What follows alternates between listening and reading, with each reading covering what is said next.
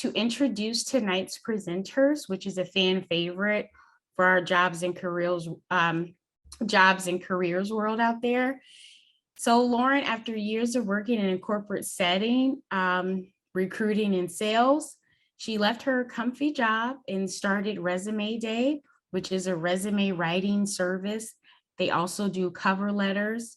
They do some interview skills training, some executive bios, and they also do LinkedIn profiles. So I'm going to put the link to Lauren's company. And again, that is called Resume Day. And I'm going to turn it over to tonight's presenter, Lauren. Thank you, Brittany. Hi, everybody. I am overwhelmed with how many people are joining us tonight. I'm so thankful for your time, and hopefully this is going to be a really good use of it. So pardon I was talking to Brittany beforehand, pardon the horrible background. It looks like I'm in a hostage situation or something, but I'm at College of DuPage, and I just snuck into an empty classroom where I instruct. It's not like I walked in off the street, but needed some good Wi-Fi, so I decided to come here and borrow a classroom tonight. So yes, as Brittany said, I'm a resume writer and career coach, and we do everything that Brittany stated and a little bit more. We do corporate outplacement and everything. Now, I started Resume Day in 2001. And the reason I'm telling you that is, really, there isn't a job search situation in those 20 plus years that I haven't helped people work through and come up with good solutions for. So I'm really, really happy to be a good resource for anybody in their job search at any stage, in any field or industry. Chances are, if you've got something on your mind that you don't know quite how to solve, I might have already helped solve it for someone. So it could be an easy fix for you. So we're going to have some time at the end of this for questions, some Q&A, depending on how long our fun exercise goes. But yeah, like I said, I'm happy to be a resource. So let's go ahead and get started. I'm going to grab the screen here for a moment and okay, so now I'm also going to minimize all of our lovely faces here and Zoom controls so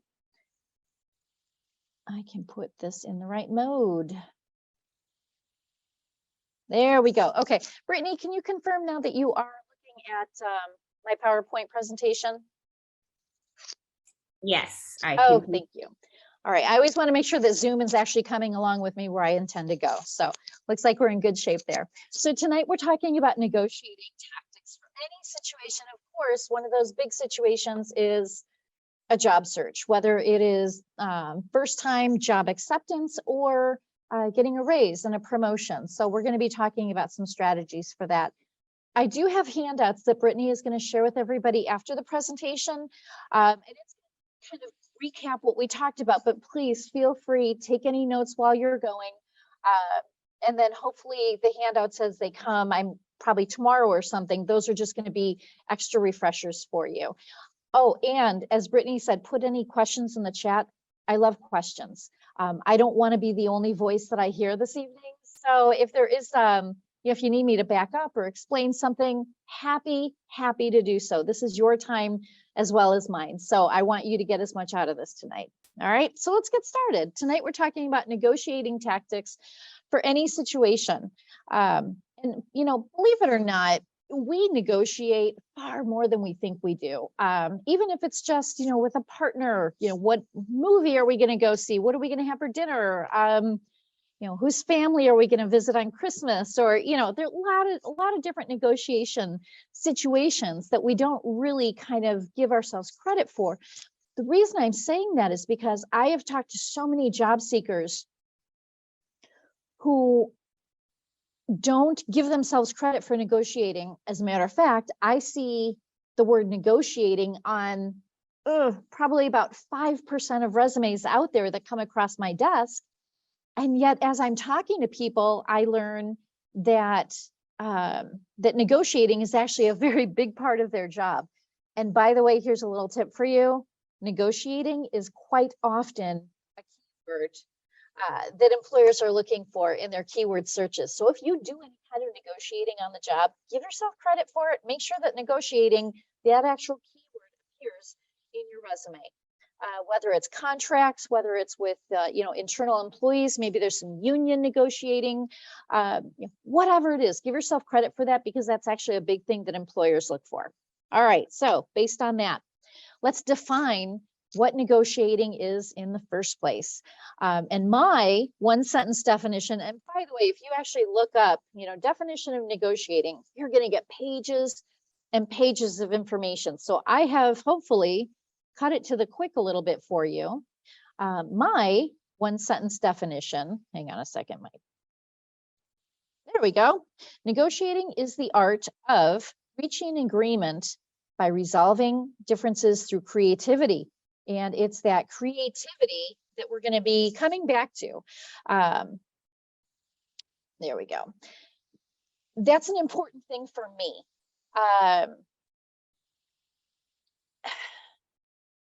Negotiating is not always a very structured situation. Sometimes you don't even know when you're going to go into a negotiation.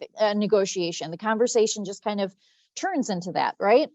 And so that creativity, if you keep that in your mind, and if you really train yourself that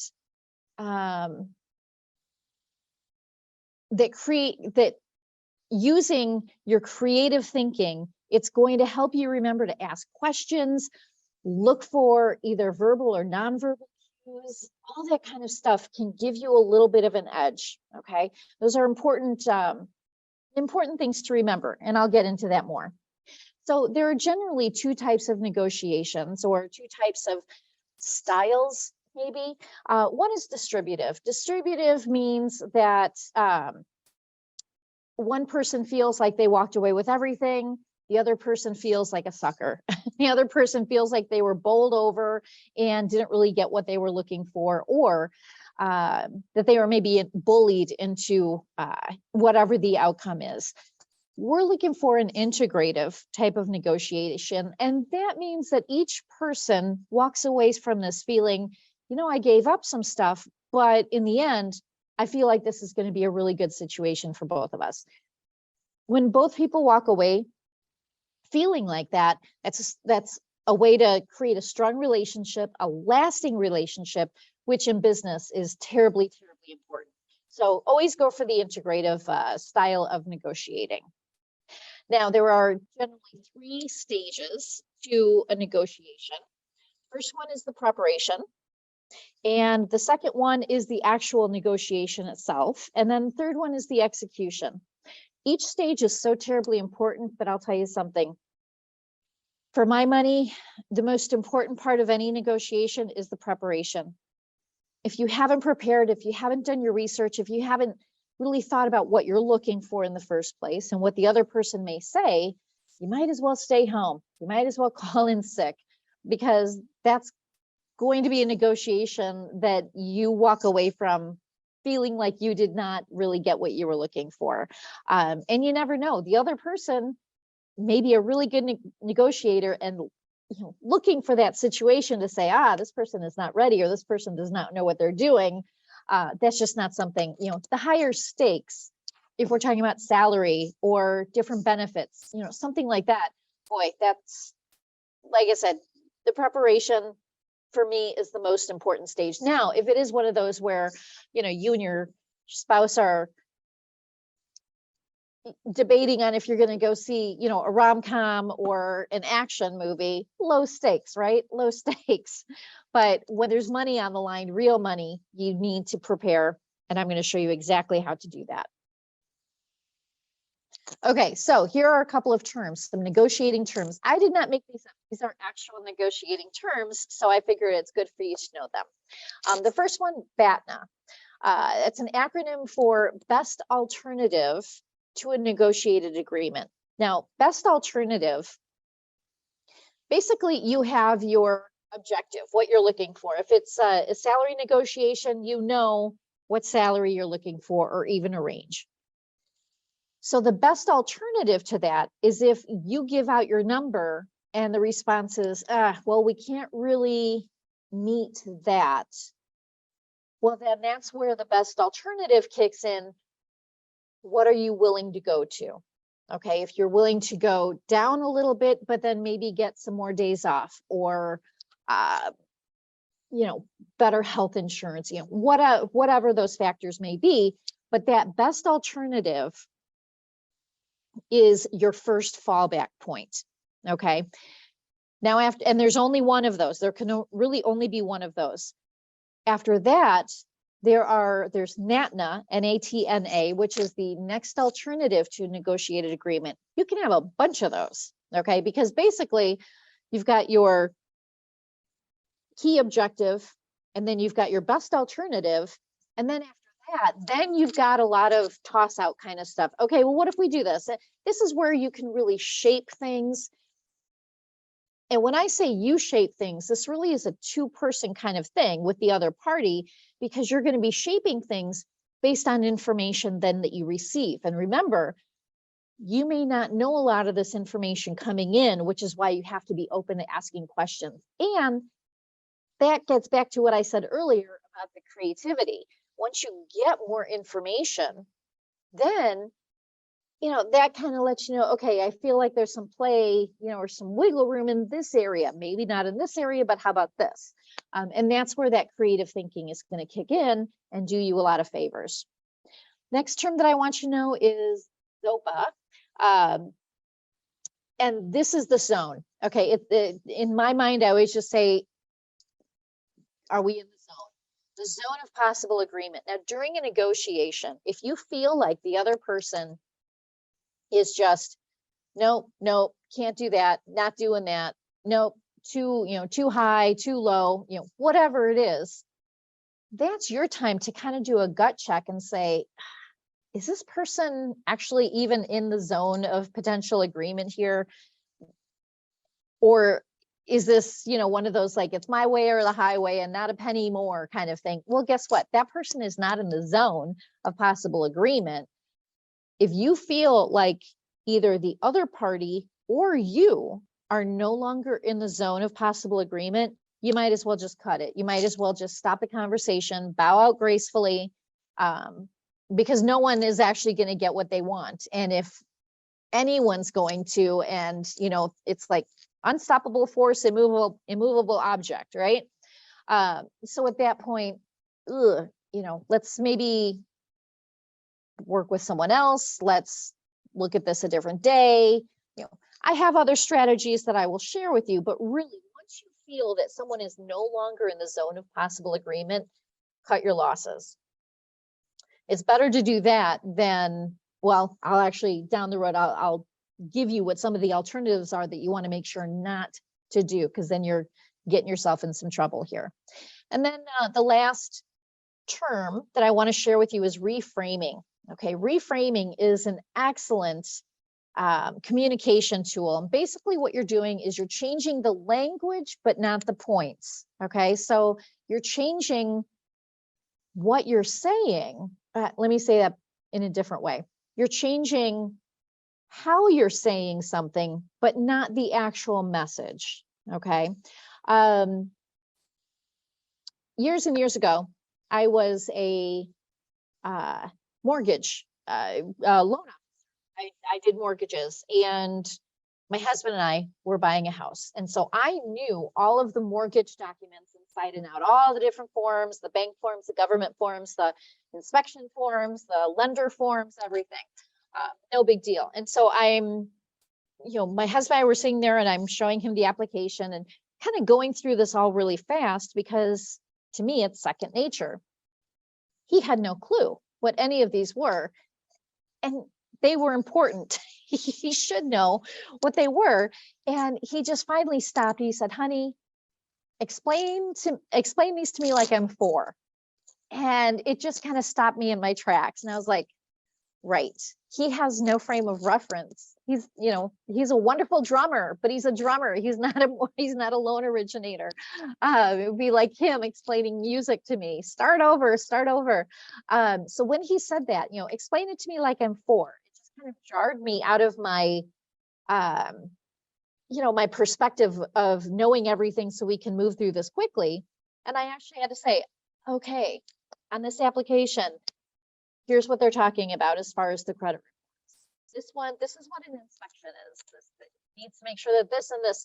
And I did. I mean, I didn't technically explain it to him like he was 4, but you know what I was able to do is reframe everything that I was telling him. And then very quickly he was like, okay, that's cool. Got it. Understand. Let's move ahead. So reframing is a wonderful communication tool, whether it's for a negotiation or just seeking to be understood from someone who doesn't have the same perspective as you. I use it all the time in professional situations, when I teach and other things. And it's just been a really good friend to me in terms of good communication. So I definitely encourage all of you, if you're not already familiar with it, to consider that and put it in your tool bag. All right, let's see. Okay, so remember I said that the preparation to me is one of the most important steps of any negotiation. So here's what you're going to do. So let's say that you've got a negotiation coming up, a salary negotiation. Maybe you're accepting a new job offer, thinking about accepting a new job offer. So first of all, you have to identify what your actual best goal is. And what your overall goals and your best outcome. Now, consider this. If your best outcome is that you want a salary, let's say desired salary is $80,000. And, so they say, well, what are your salary requirements? And you said, well, based on, my skills and what you're looking for the position to do, I'd be comfortable with 80,000. And they say, yeah, that works with us. Well, guess what? That's not a negotiation. So talk about best outcome though. Kind of, because then you'd walk away saying, darn, I should have asked for 90. Who knows, right?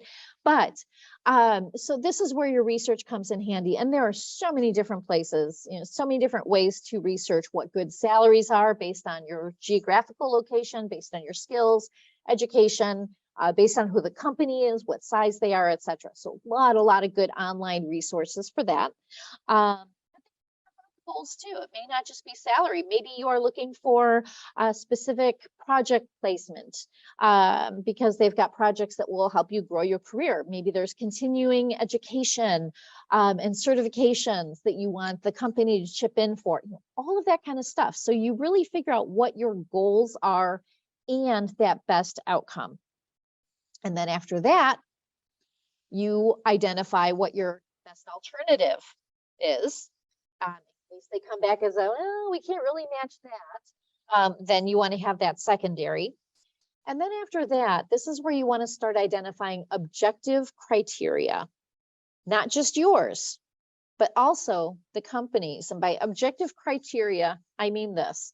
Your own objective criteria may be, well, they said it would be nice to have someone who speaks Spanish. Well, I'm not only fluent in Spanish, but I've actually set up companies over in Mexico and established really good rapport with a lot of sources, warehouses and whatnot. Okay, well, that is fantastic objective criteria. Maybe, and there could be others on your side. And by the way, objective criteria is not, well, I have to get 80,000 because I've got 2 kids going off to college, next fall, or, I've got a car that's on its last miles and I'm going to need a new car soon. It's not the personal stuff to you. The objective criteria has to matter to both parties and has to be important and able to shape the conversation among both parties. Okay, so your objective criteria, again, professionally, what you can offer, what you're going to be building up to on behalf of the company. Now, I said on both sides, though. So on the other side, the objective criteria may be, well, this is a company where hopefully they can match my salary. However, they're doing some amazing, groundbreaking things in this particular area of tech. I won't tell them this, but I would take this job even if they were offering 10,000 less or 20,000 less. That would be interesting objective criteria for you to have. Maybe objective criteria is this company just went through some controversial issues, and now they need strong people like you to help rebuild and maintain a good reputation in the industry, or something like that. So objective criteria is information out there professionally that will shape and impact the conversation between both sides. Now, how do you get the subjective criteria before the salary negotiation is kicked in? Well, research, online research. One of my favorite places for any kind of research is not just going to Google and typing in the company.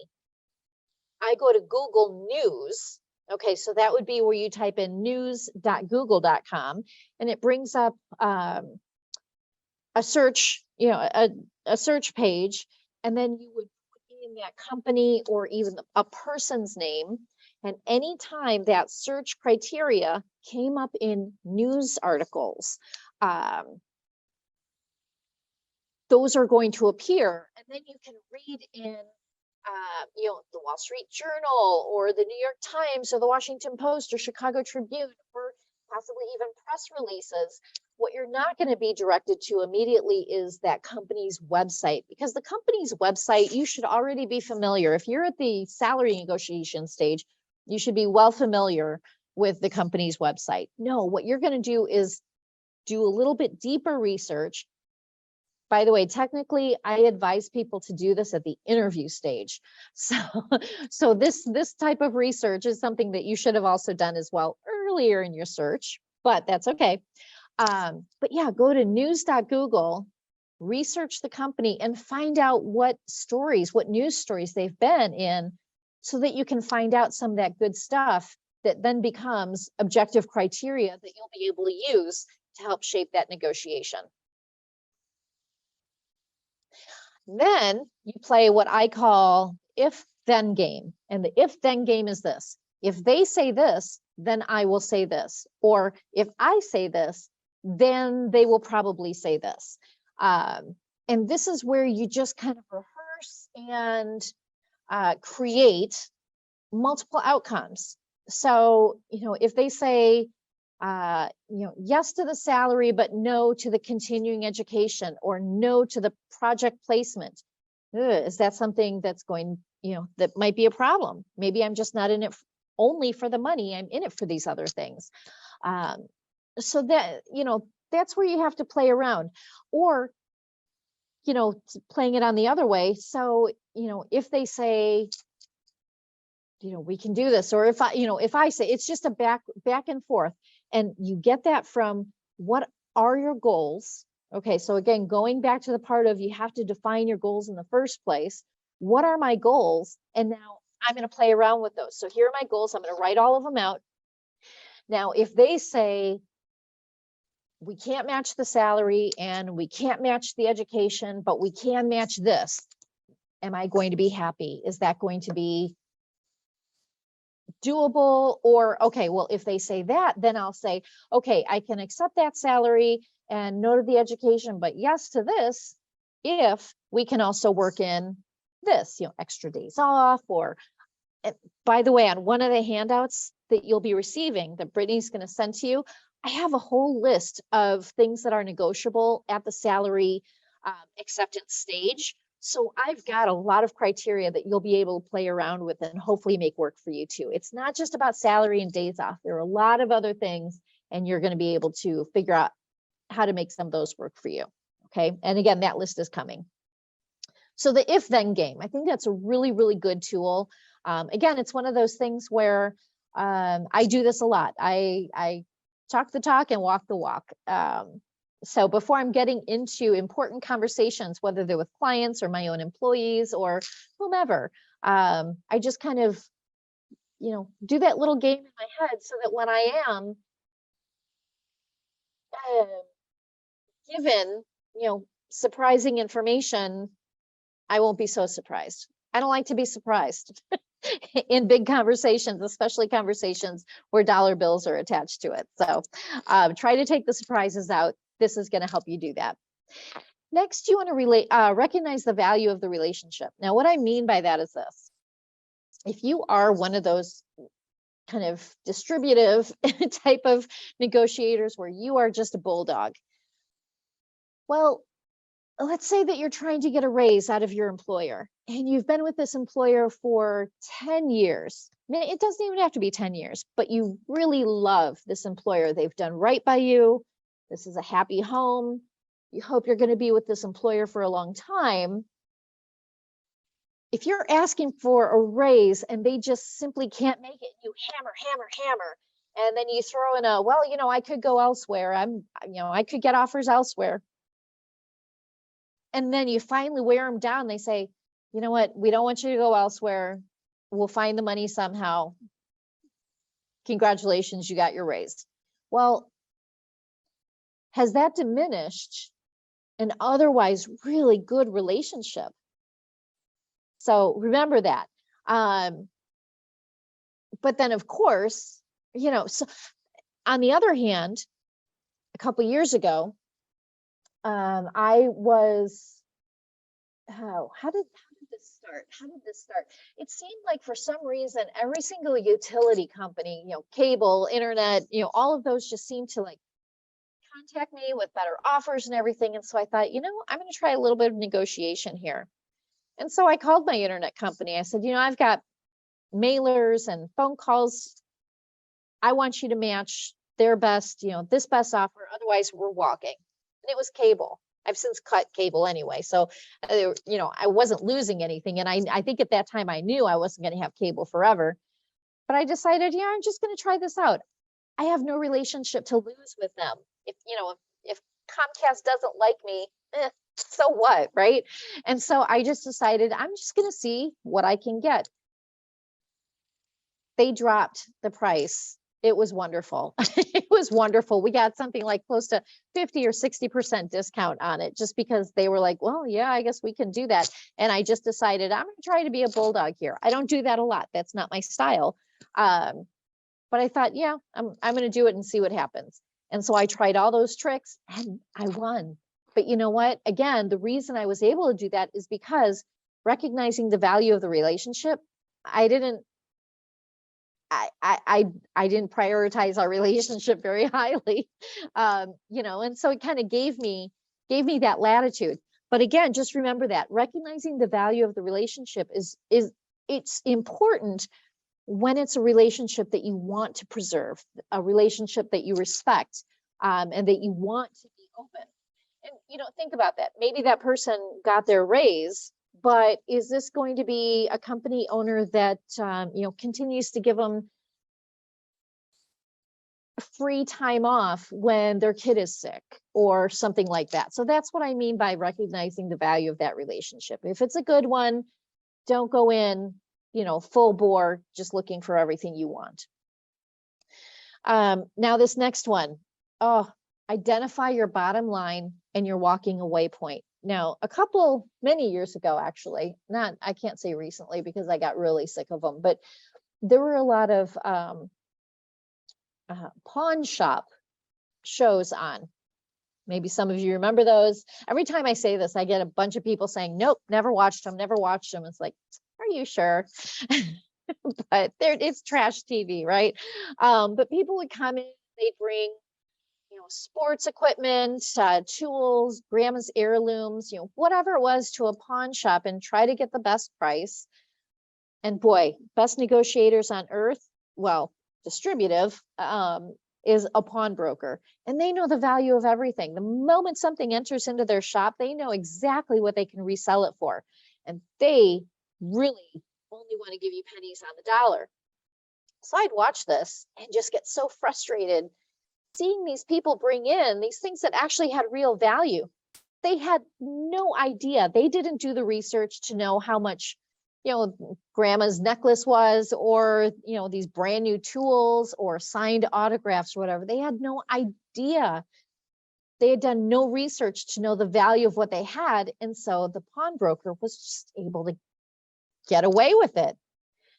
Every once in a while, too infrequently, someone would actually know and have a good idea of what they could get for this item. And the pawnbroker would lowball them. And then this person became my hero if they turned and started to walk away. The best thing would happen if that pawnbroker really wanted it. They would actually start following the person, say, well, you know what, maybe don't go away yet. Let's talk a little bit. And then they'd start upping the money. And I would just cheer for that person. I loved seeing it because then the pawnbroker knew, oh boy, I've got to get into one of these once in a lifetime negotiations that they rarely have to get into. I just loved seeing it. I loved seeing it, and it would never happen if the person didn't do that research and know the value of what they had walking into that shop in the first place. So identify your bottom line and your walking away point, and really, really hold it. Now, one of the things that I do one-on-one work with clients is negotiation skills as people are preparing for either salary or promotion and raise. My clients are on every rung of the ladder, from entry level on up to the highest executive. And before we begin the negotiation, I will have that person write on a piece of paper, really old school here. I would have them write on a piece of paper what their absolute bottom line is, and I'd have them fold it up and put it to the side.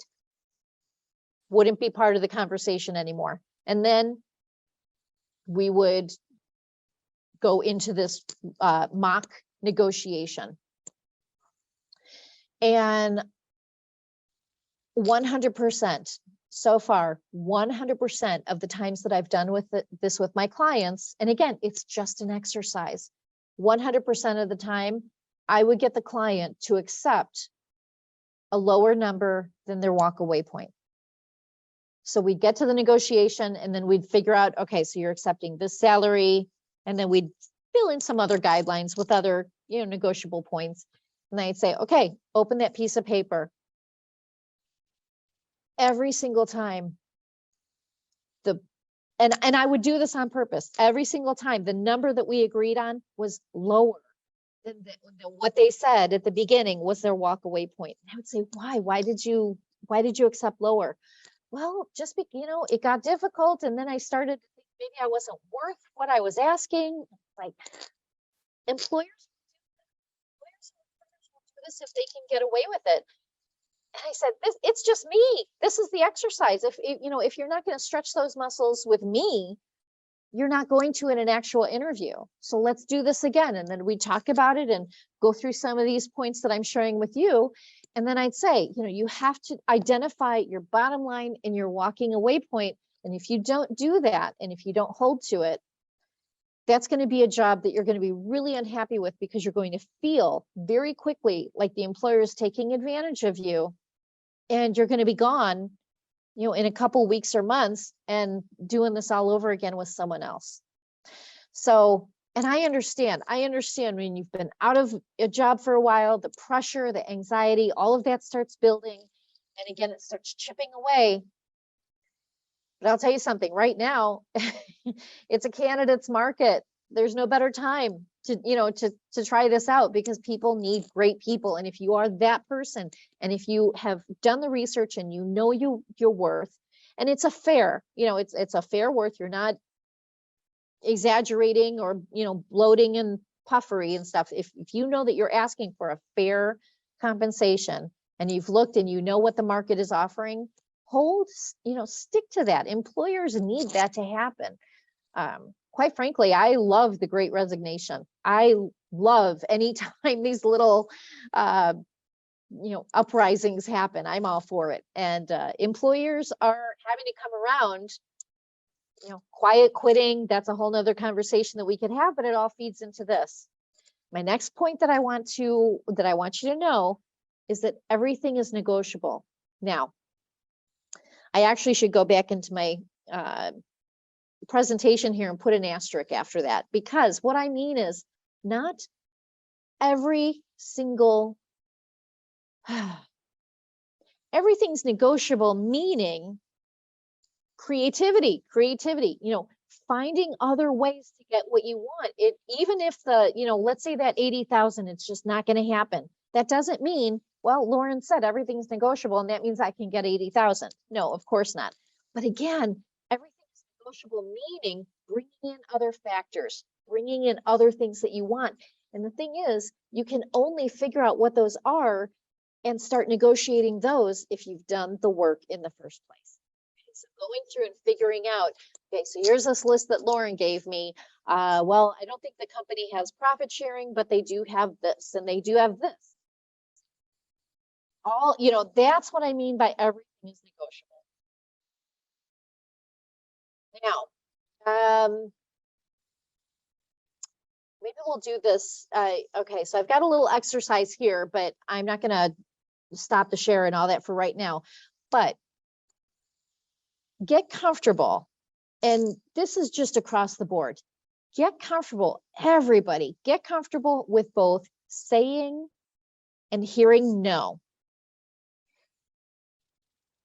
And that is, no is a powerful word, and no is a full sentence. The other thing that I want you to get comfortable with is silence. Too many times, especially in a negotiation where people are uncomfortable with silence, we talk to fill up those silences. And in a negotiation, that's dangerous because you could start blowing it and you could start making concessions. Professional negotiators know this. Professional negotiators, I would say, are hiring managers, HR people, people who rule the money. They know this and they're comfortable with silence. And if you're one of those people who are not comfortable with silence, oh, that's just you could really shoot yourself in the foot. So get comfortable both saying and hearing no. Get comfortable with silence. 2 excellent negotiating tactics. And what I mean by saying and hearing no, just, that's not going to work out for me. We need to find something else. And then you just sit there, however you're going to comfortably say that's not a good offer, say that and then shut your mouth. And there's actually a very good chance, depending on who the other person is, they might be uncomfortable with silence. They might be uncomfortable with hearing no. And hopefully they'll then kind of get in that tailspin of, oh, my brain is not comfortable here. I need to fill up the silence and say some things. And that might be an advantage in your court. Okay, so those 2 things, saying and hearing, get comfortable with saying and hearing no, and get comfortable with silence. Next, understand that there will be consequences for every win and every loss. And what I mean by that is, that sounds a little severe when I kind of listen to myself say that again. But here's what I mean by that. If you decide not to negotiate, let's talk about a loss. If you decide not to negotiate, or you accept an offer that's smaller than what you were hoping for, what is the consequence of that? Going to the personal stuff, we're not discussing this with the employer, but in your reality, what that may mean is, oh, how am I going to make that tuition for my kid's college bill? Or wait a second, I'm not going to be able to buy that new car. Which means I'm not going to have safe transportation to this job. And then what happens if I can't get to my job? So that's what I mean by there are consequences for every loss. There are also potential consequences for wins, especially if you're, that hammer, bulldog, I'm going to get this or I'm going to walk kind of thing. There certainly are consequences to that too. But just keep that in mind. And that's really something to factor in as part of your preparation. Okay. You don't want to be going through this internal mental conversation at the negotiation table, but really think about that. So I need to get this much money, and I know that I'm asking for a good range. I've done all the work. I've gone to salary, I've gone to pay scale, I've gone to Glassdoor. I've talked with other people. I know that this is good salary, but I also know that I'm uncomfortable with negotiating. I also know that I haven't worked in a while, so I'm lacking a little bit of self-assurance right now, which means there's a potential that I might slip and accept less than what I was expecting. What would that actually mean? Okay, so let's think about this. That means that I would have to completely rework my budget. That means that daycare is going to be a problem, or it means our savings, we're not going to put as much, and really think about that and go through that exercise. What does my budget look like if it's not what I have it planned out now? That should be a prod. That should be your motivation for sticking to your guns and knowing what your bottom line and your walk away point is. And I really don't think enough people do that. And again, it's the self-assurance. We tell ourselves all these reasons why we don't deserve something. And think about if we spent all of that time saying, no, here's why I'm worth this. Here's why I'm worth this. Here's what I've done in my career. Here's what I'm bringing to the table. Here's what this employer is going to get if they hire me. You know what? They should pay for it. And we're both going to walk away delightfully happy here. That's the mindset that I want you to get into. Next, there is a myth. There is a myth about negotiating, and you've probably heard one form or another of this. The first one who makes an offer loses, or the first one who says a number loses, right? That is a myth. In reality, the person who's better at negotiating is the one who wins, and it doesn't matter if that person is the first one to throw out a number or makes an offer or not. It just means that the negotiation has started. That's all that means. So don't worry. If they say, a lot of times in an interview, the interviewer will say, so what is your expected salary range? A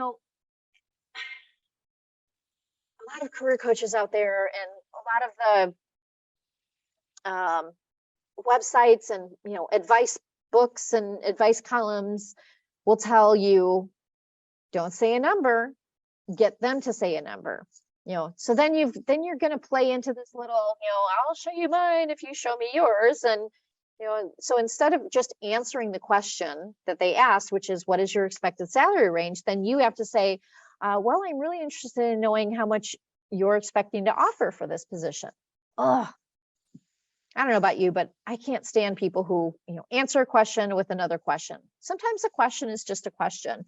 And you're not putting yourself at a disadvantage if you answer that question with a range, with a healthy range and a decent range, one that's not too large nor too small, but a good range. And a good range, by the way, will be maybe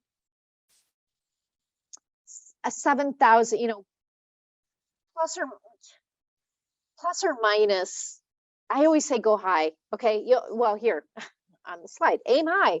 So you always want to go a little higher and less on the lower, but I always say stretch it out about 8,000 or so. But again, this is what your comfort level is going to be, because you're the one who's going to be doing all the research company about the salary in your location at the company. You're going to be the one who has all of that information. But giving a range at that point, there's nothing wrong with it. And then if they say, oh, well, that's a little outside of our range. Well, you know what? That's okay. It's just a starting point. We still have a lot more to learn about each other. But if things go in the direction that I hope they do, I know we're going to be able to come to a happy medium. Something like that. That doesn't mean you lost the negotiation. It just means you're saying, let's continue the conversation and see what we come out with. So there are really good ways to kind of, dispel the myth, say a number first, and you can still come out the winner. Okay. But then so what I've got on the screen is info first and then numbers. And that's fine. Just a way, so what's your expected salary? Okay, well, based on, my education, I have some extra experience that you seem like is a winner, wasn't on your job description. So I feel like at this point, a good salary range for me would be somewhere between 80, 87,000. Oh, well, that's a little out. That's okay. You know what? Let's keep talking. We'll see what we can do. I'm sure that we can come to a happy medium. That's all. It's still friendly. Everything's still on the table at that point. Now, some rules, and I just love this quote by Don Draper.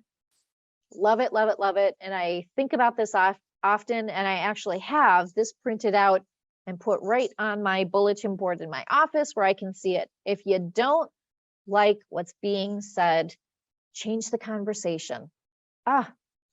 You don't have to take the structure of a negotiation as the other person structured it. You have as much control and say in how the conversation is going to go. Okay.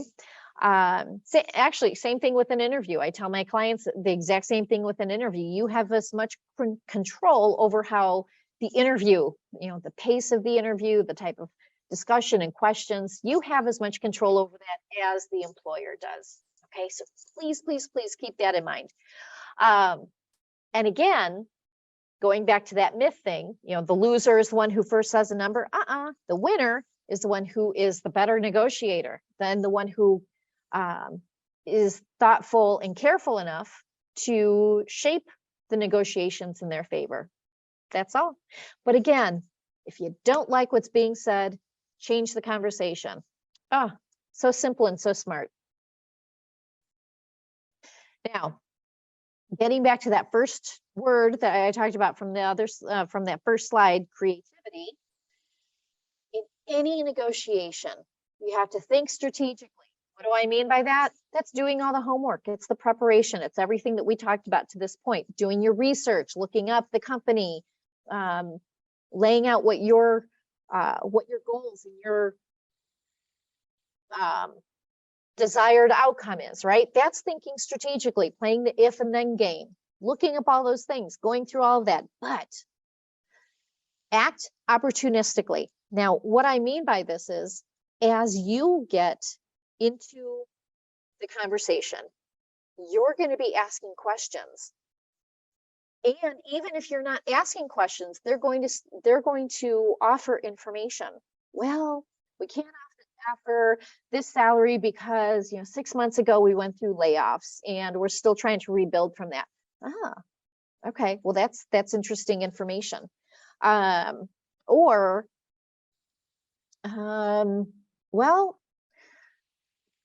thinking about starting a new division in the Asian market, or in Mexico, whatever.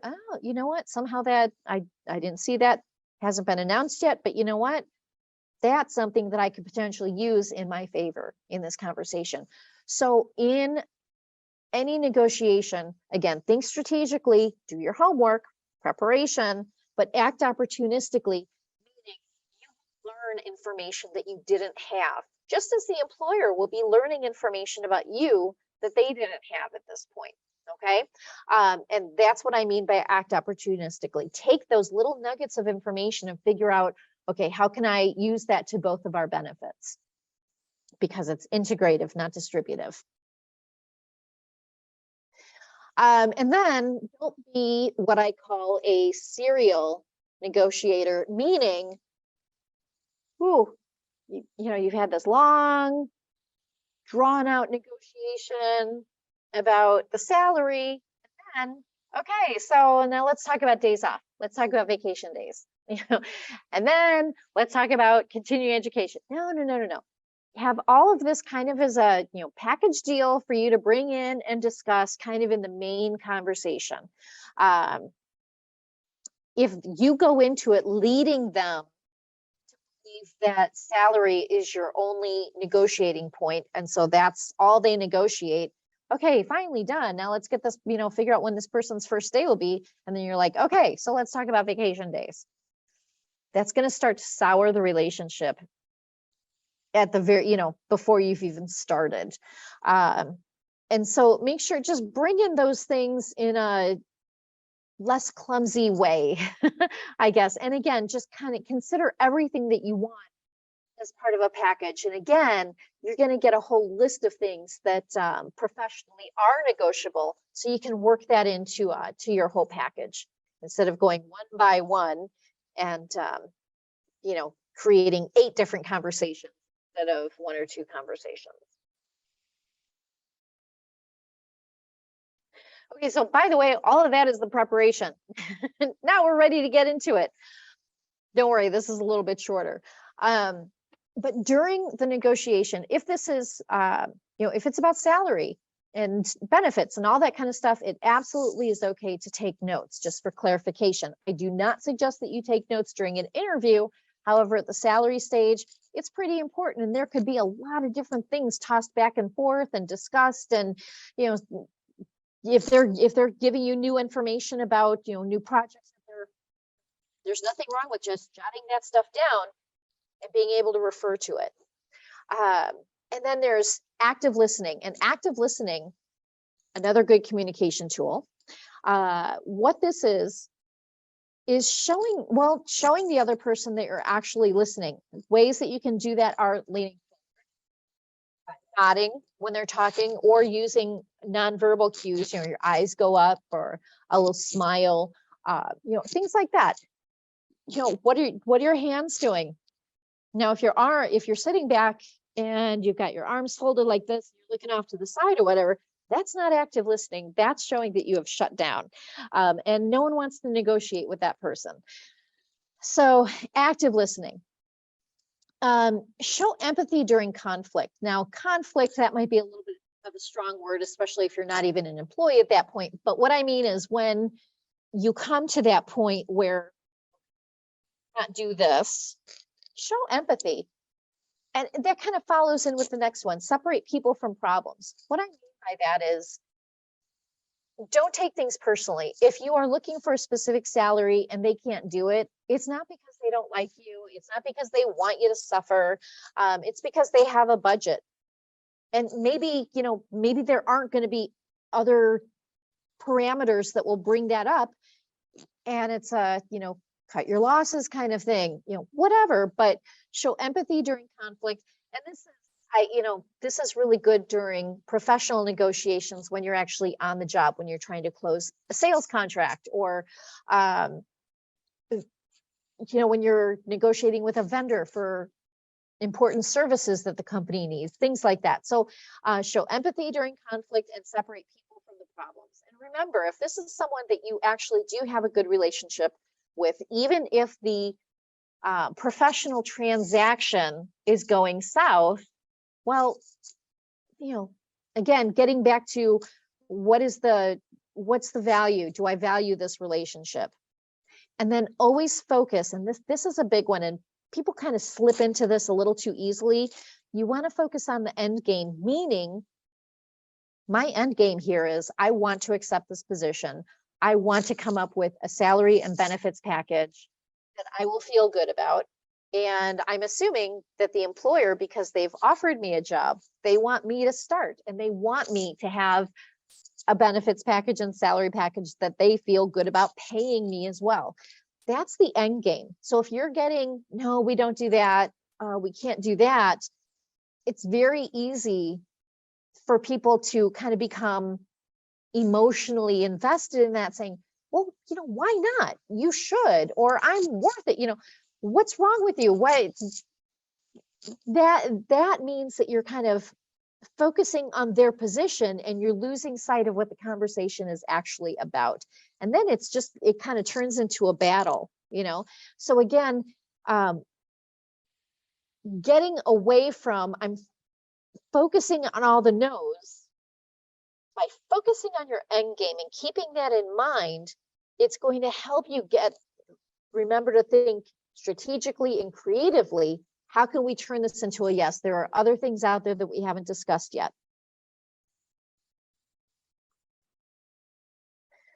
And then the actual, what does a negotiation look like in the first place? Basically, you want to throw out what your best outcome, objective criteria. Okay, so, we talked about my education and what I've done and everything. Here's what you're going to get for that. A fair salary, in my mind, is this. There's your best outcome. Now, again, if they say, yeah, we can do that, well, that's great. That's not a negotiation.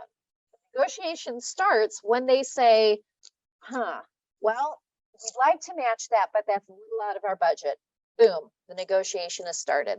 Okay, so then that's when you're going to ask them for more information. Okay, well, what is your budget? See what they say, or what were you thinking, or what are the salary ranges? Whatever, however you want to do that, but ask questions. And then you're going to give out some more information. And then that's when you come up with your best alternative. Okay. So I understand you can't go up to 80. What are we possibly looking at around 77, perhaps broken up with some more vacation time, or complemented with some more continuing education credits, or whatever it is. But that's where you start throwing out that best alternative. But again, don't forget the objective criteria, what you're learning about them, okay, but then also what you have to offer them. And then just then it kind of becomes a little bit of a ping pong game, right? But keep asking questions. Keep asking questions, because that's going to give you, and they may reveal things that they weren't planning on revealing, but just by the very fact that you ask them questions, they may give you something that they weren't planning to.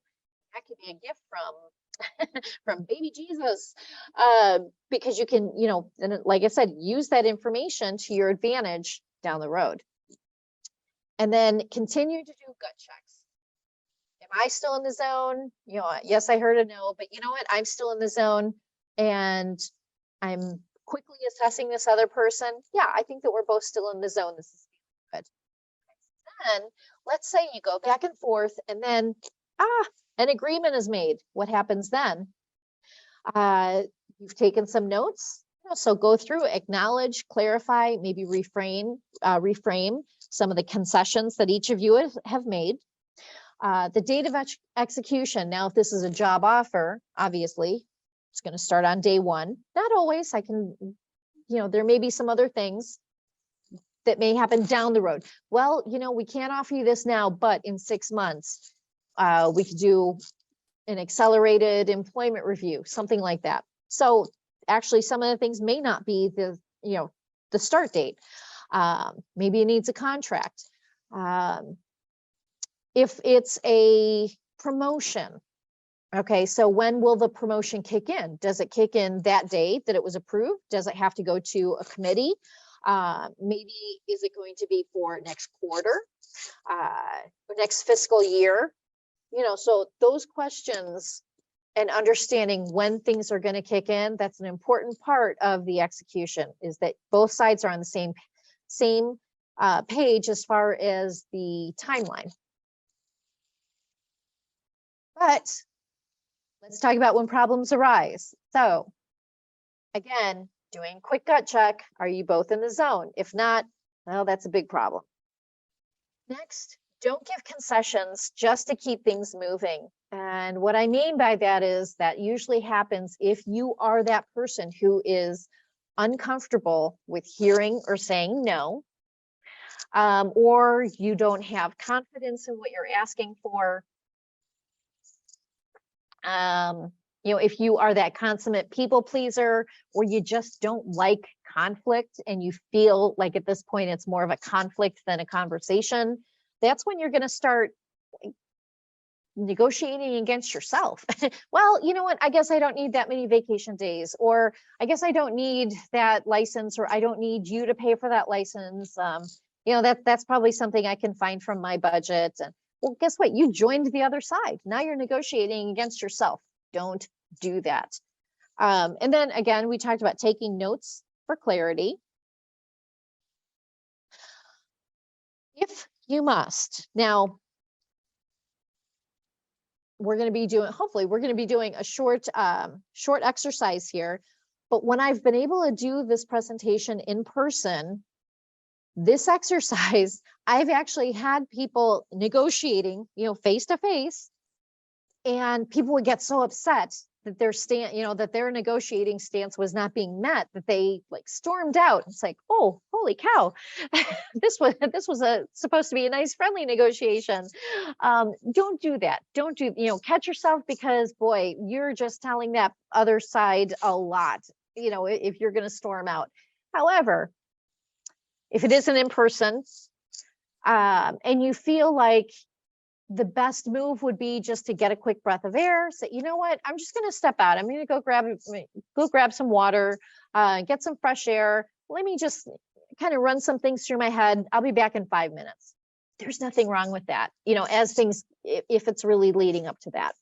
But do it as a chance just to regroup, not as a tantrum. Continue to ask questions. One of the things that I see in negotiations is that people just do not ask enough questions. There's nothing wrong with asking questions. Okay, well, when you say that, what will that look like? What exactly do you mean by that? Tell me more about this project that you mentioned. All of those are good questions that's going to get more. And then this last one, I just love it. For whatever reason, it works like a magic charm. Back up to a pre-agreed point. So let's say that you, gosh, maybe this is for a promotion. You agreed that the new title, you're going to be overseeing this new team, all this stuff. And then there were some things that didn't go wrong or that didn't go right. You could say, okay, you know what, let's back up. Just to make sure we're both, make sure we're on the same page. We both agree I'm going to be managing this new team of 4 people, right? Yes. Just that little backing up to a pre-agreed point, it is a diffuser. And again, it just works like a charm. Try this with your partner, with your children, with your coworkers, whatever. But backing up to a pre-agreed point, it just is a wonderful way to sand off the sharp edges a little bit. I promise it really will work for you. So try it. And then, another gut check. Has emotion taken over for logic? Have you gotten caught in that? Now you're thinking about the other person's stance, not the end game. You're thinking about, why is this person, why do they not want me to make this much money? Or, why are they being stingy? Whatever it is, that's emotional. And emotion is taken over for logic. Okay, so that's when you back up, you take a break, whatever it is. And then this one, do you trust each other? So do you feel like this person, now again, this may be someone you've never worked with, or if it's promotion, this may be someone you've worked with for a while. But do you trust that this person has a common goal in mind? Or is this person still looking for commonality, or are they just looking to, get a better deal and, screw you over? So do a little bit of gut check there. Do I trust this person with this transaction? And do I trust them any longer? Do I trust them at this point? Do I feel like I could trust them? And that's another thing. So if you feel like this is a salary, if this is a salary negotiation that's going sour, is this someone I want to work with? Is this a company that I want to work with? Or are they starting to show me a vision of themselves that I'm not really comfortable with in the long run?